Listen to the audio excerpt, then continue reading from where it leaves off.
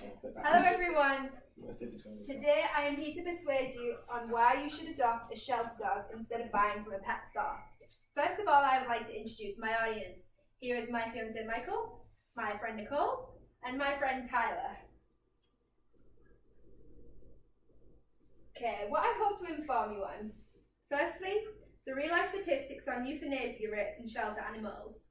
The cost differences of adopting a dog versus buying a pet store dog, where your pet store dog comes from, and finally, the benefits of adopting. Now, before I move to the next slide, I'd just like to give you a little bit of feedback on why I chose to do this topic. I'm a lifelong animal lover. Me and my family have rescued about 3 or 4 animals since I've been born, and we would never buy a dog. I am also an avid volunteer at the animal shelter and do my best to raise money when I can.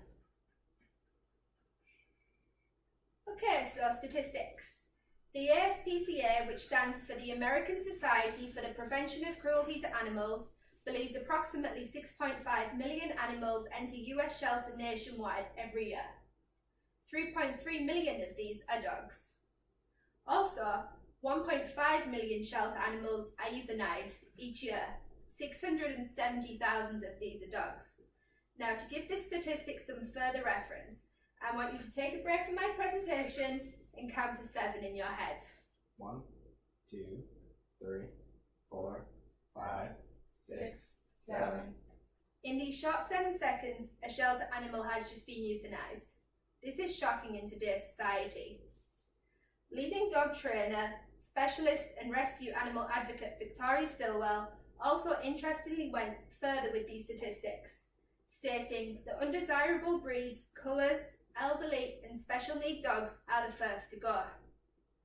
By this, Victoria means that overpopulated breeds like pit bulls, dogs with black fur, dogs over the age of 8, or dogs that may need surgery or lifelong medication are the first to be on the euthanasia list.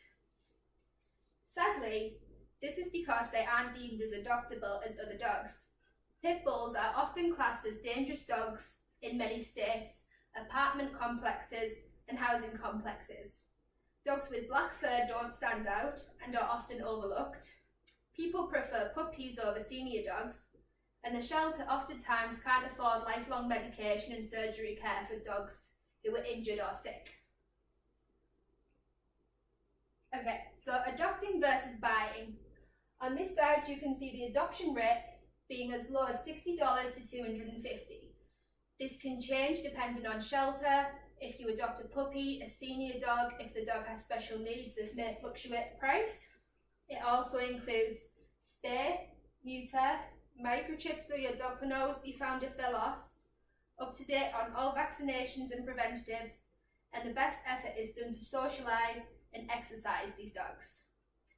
On this side, the buying side, you can see a great difference with a price starting at $400 to $4,000 plus from a pet store.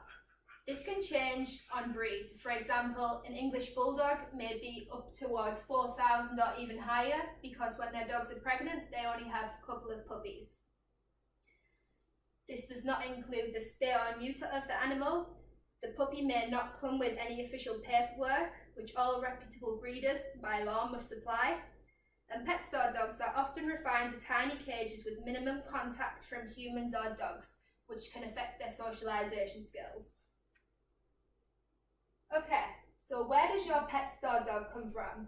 For me, this is one of the most shocking things and made me want to do this presentation.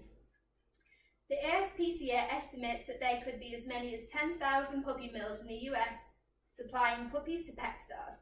So you may ask, what is a puppy mill?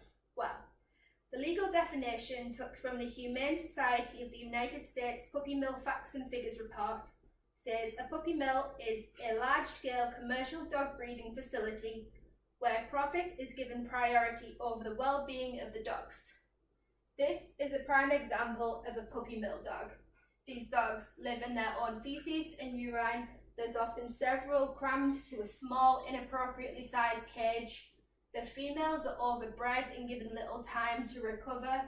And basically the priority for the owner is to breed as many puppies in a short amount of time for the ultimate profit. Okay, so the benefits of adopting.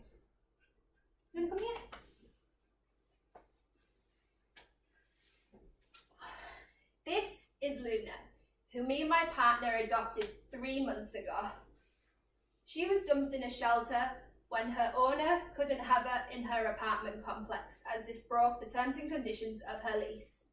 When we first met her, she was terrified, barking, and craved social attention and any sort of affection she could get her hands on. When you adopt, you're not just saving one life, you're saving many. The adoption fee, whether it be $250, $660, or anything, it goes towards supplying the dogs with food, resources, medication, surgery care, or anything for emergencies. You will know about the dog's personality. The shelter assistants and anybody who volunteers there do their best to know if the dog's dog-friendly, child-friendly, their likes and dislikes, so you know more about what you're getting. The rescue groups have a lifelong return policy, so even if an emergency comes up and you can't take care of your dog anymore, they've always got a safe place to go. You get unconditional love and affection, as you have just seen, and you're not supporting puppy mills, more importantly. And yet again, they're all microchipped, vetted and vaccinated, saving you money. Thank you for listening. Just to recap, today we have covered the real-life statistics on euthanasia rates in shelter animals, the cost differences of adopting versus buying, where your pet store dog comes from, and the benefits of adopting a dog. And just remember, adopt, don't shop. Thank you.